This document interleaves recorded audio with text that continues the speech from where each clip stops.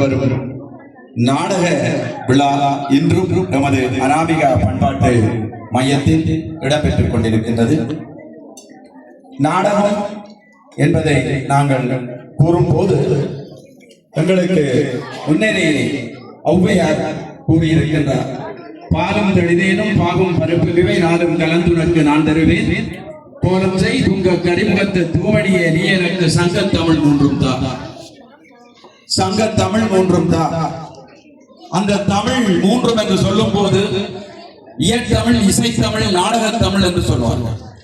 அந்த வகையிலே நாடகத்தமிழ் என்பது இன்று நேற்று அல்ல, நீண்ட காலத்திற்கு முன்னரே பேசப்பட்ட ஒரு விடயமாகும்.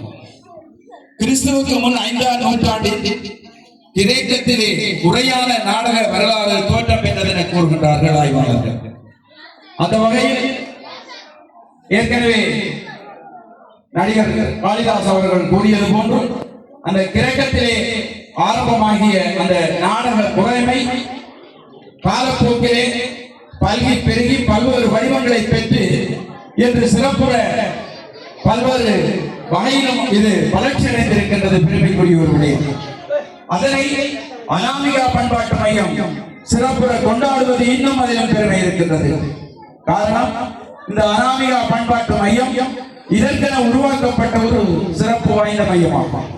அந்த வகையில் அதனுடைய ஸ்தாபகர் பேராசிரியர் பாலசுகுமார் அவர்கள் ஒரு சிறந்த நடிகர். அவர் ஆரம்ப நாட்களிலே பாடசாலையில் பயின்ற நாட்களில் சிறந்த நடிகனாக அங்கு இனங்காணப்பட்ட ஒருவர். அவருடைய சித்தப்பா வீரசிங்கம் மறைந்த வீட்டு அவர்